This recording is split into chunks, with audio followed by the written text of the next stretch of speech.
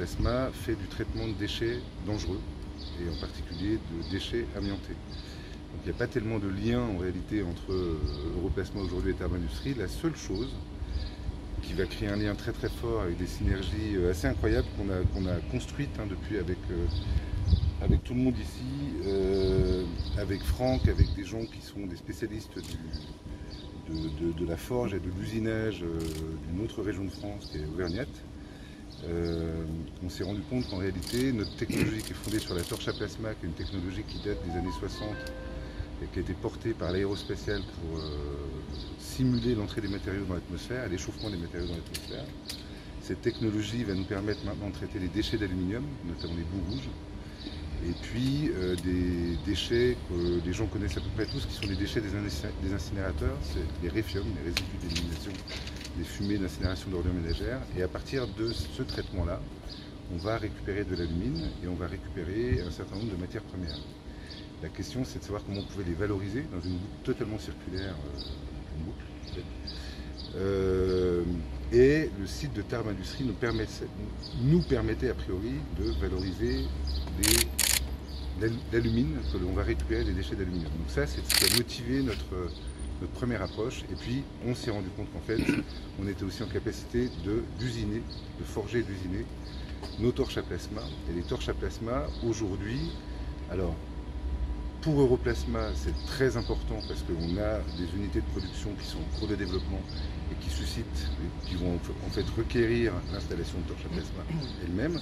Une torche à plasma, c'est beaucoup de chiffre d'affaires instantané. Une torche de 2 mégas, c'est à peu près 2 millions d'euros. Il y a 1 million d'euros qui sera un peu moins, entre 700 et 800 000 euros qui seront usinés ici. Et pour une usine de traitement de déchets amiantés, aujourd'hui, une petite, c'est 4 torches à plasma, pardon, et une très grande, c'est 15 torches à plasma. Donc ça fait beaucoup d'activités qu'on va internaliser, qui vont revenir dans le groupe au lieu d'être sous-traitées. Ça fait sens pour nous. Et là où il y a des enjeux qui sont très importants, c'est qu'aujourd'hui, la torche à plasma est un moyen de convertir des systèmes de chauffe au charbon ou au gaz en systèmes de chauffe électrique, notamment pour des industriels qui seraient liés au ciment, à la métallurgie, des papetiers, des gens comme ça qui ont besoin de très très grandes puissances de chauffe. Ça leur permet d'obtenir finalement un moyen de chauffe décarboné, et plutôt que d'être pénalisé et d'être débiteurs de ce qu'on appelle le certificat carbone, d'en devenir des créditeurs. Donc il y a de très gros enjeux, il y a beaucoup de sollicitations aujourd'hui d'industriels dans ce domaine. C'est récent, c'est pas quelque chose qui a 10 ans, c'est récent, ça fait à peu près une année aujourd'hui qu'il y a des gens qui nous sollicitent là-dessus. Et on répond à des appels d'offres régulièrement, sur en ce moment d'ailleurs, sur des contrats qui emportent plusieurs torches, voire plusieurs dizaines de torches. Donc internaliser dans le groupe Europlasma une activité qui pourrait être manufacturée ici, ça permet de pérenniser Thermes Industries, de diversifier totalement l'activité. C'est pour ça qu'on va investir à la fois dans la consolidation de cette activité-là et dans sa diversification. Et l'objectif à moyen terme, et quand je dis à moyen terme, c'est 4 ans, c'est d'avoir un équilibre entre les activités défense et les activités civiles, et même, en réalité, dans ce qu'on projette nous, avoir 25% de défense et 75% de civil. Voilà à peu près le schéma. On va investir 10 millions dans les 4 prochaines années. Il y a 3 millions qui vont être investis pour consolider l'outil actuel. Il y a 2 millions qui vont être investis dans la mesure où il faut réinitialiser, on va dire, une chaîne de production qui nous permettrait de relocaliser des productions qui, elles, sont parties à l'étranger, notamment en Espagne et en Italie. Et puis on a à adapter cette deuxième ligne, qui est la ligne Becquerrier ici, qui est une ligne d'usinage d'aluminium, enfin de forge et d'usinage d'aluminium. L'objectif, c'est effectivement d'utiliser cette ligne-là pour usiner des torches à plasma qui, elles, sont faites à partir de cuivre. Voilà, on prévoit donc 10 millions d'investissements, on estime qu'on sera une cinquantaine à un horizon 2023, 2024, je sais pas, il faut clarifier le truc. Et évidemment, l'idée c'est quand même de pérenniser ce que dit Franck à l'instant, c'est de pérenniser l'activité, la diversifier, la désensibiliser aux clients uniques actuels, tout en maintenant effectivement une activité, une qualité qui vont satisfaire ce client-là, parce que ce client-là il est historique et il est fondamental. C'est un outil rare pour vous, ça? C'est quelque chose, c'était une opportunité justement pour vos développements et pour sécuriser votre approvisionnement aussi quelque part. Alors c'est forcément une opportunité, parce que aujourd'hui c'est une usine, enfin, Tarbes Industrie aujourd'hui, enfin, c'est une entreprise qui vaut de l'or. La réalité c'est que vous avez un client, un carnet de commandes qui est relativement nourri. Peu d'entreprises aujourd'hui vous donnent de la lisibilité à 2 ans, à 3 ans, avec un client fidèle qui a toujours été là. Voilà. Donc il y a un marché, il y a un client, il y a une production garantie. Si vous analysez d'un point de vue purement financier en fait, Tarbes Industrie, et que vous faites des comparables de cette entreprise, les comparables ils sont faits à partir de multiples de ce qu'on appelle l'EBITDA. Les multiples de l'EBITDA de Tarbes Industrie, c'est pas négatif, hein, c'est très très positif aujourd'hui. Donc ce qu'a fait Franck en allant à la barre, en reprenant Tarbes Industrie et en redéployant finalement l'activité, ça vaut quelque chose. Voilà, c'est une entreprise qui vaut quelque chose. Et c'est non seulement une opportunité, mais c'est aussi hyper rare de trouver un savoir-faire qui correspond exactement à ce qu'on veut. Donc nous, on a à la fois une opportunité, on va dire, parce qu'il y a un outil industriel qui est disponible avec un carnet de commandes, enfin c'est pas tous les matins qu'on trouve ça. Aujourd'hui, vous pouvez trouver des outils industriels, hein. Il y en a peu avec des clients et un carnet de commandes sur 3 ans. Ça donne de la lisibilité, ça donne de la lisibilité pour investir, ça donne, on est serein. J'arrive dans un univers qui est relativement propice à la sérénité, réellement, parce qu'il y a un carnet de commandes, il y a des gens qui savent travailler, il y a un savoir-faire qui est assez incroyable. Alors moi je suis un financier de formation, je ne suis pas forcément capable de regarder de comprendre tout ce qui se passe techniquement, mais la réalité c'est que les gens qui sont venus avec moi pour faire les différents audits, les différentes réunions qu'on a pu avoir ici, ils sont ébahis par ce qui est fait ici. Ils sont ébahis parce qu'il y a un savoir-faire, il y a un outil de production qui est pas d'une première jeunesse, et pourtant ils arrivent à manufacturer des produits que tout le monde n'arrive pas à faire avec des choses beaucoup plus modernes. Donc oui, il y a un savoir-faire. Donc il y a un outil industriel disponible, il y a un savoir-faire, il y a des clients et il y a des synergies. On peut difficilement faire mieux. Objectivement, ça va être compliqué. Depuis quand vous vous intéressez à Tarbes Industrie? C'est pas récent, semble-t-il? Non, ça fait... je pense... Avant, ouais, c'est ça, c'est octobre ou novembre l'an dernier, je pense. Novembre ou décembre l'an dernier. On a commencé à regarder. Ouais, c'est ça, en fin d'année 2020,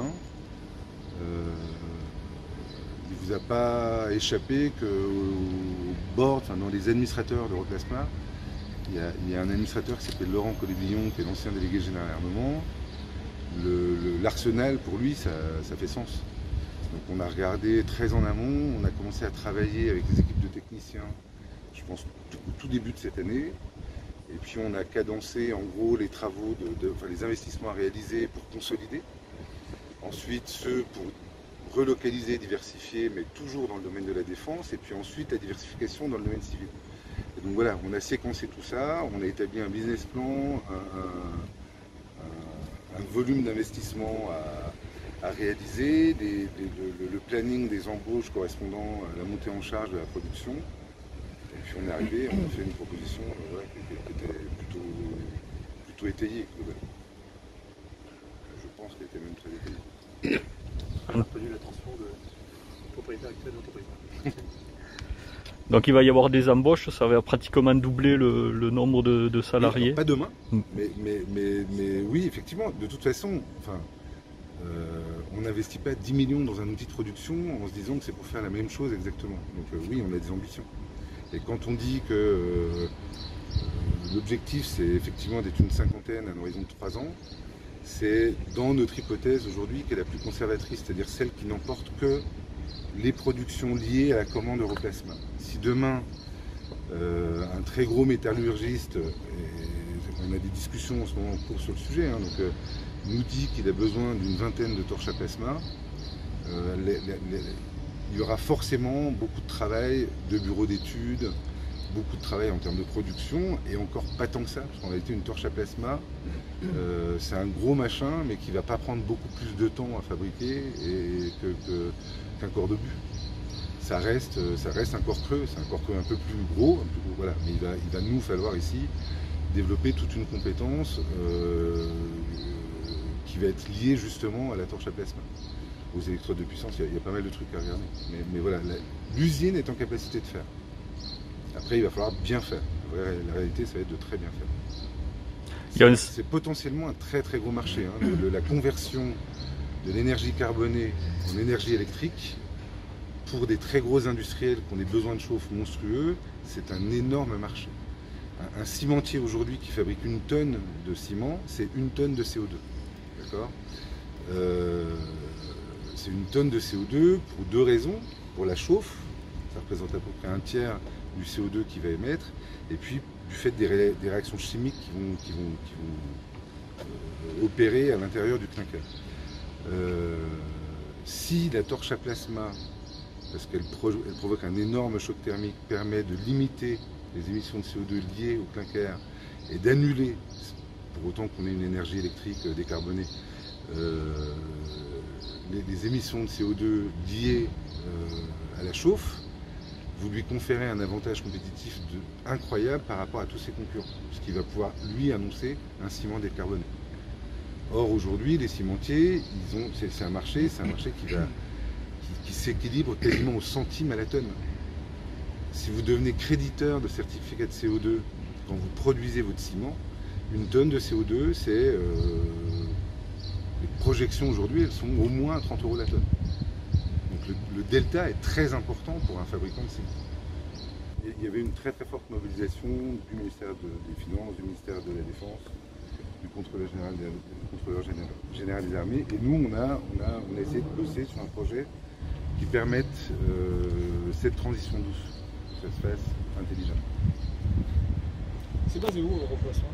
Pardon? C'est basé où Europlasma? Alors Europlasma, c'est dans les Landes, ah, c'est pas très loin d'ici, c'est à Morsins-la-Nouvelle. D'accord. Les souvenirs sont bons, c'est bien Morsins-la-Nouvelle, depuis très peu de temps en fait, avant c'était Morsins. Et les bureaux d'études sont à Pessac. Ok.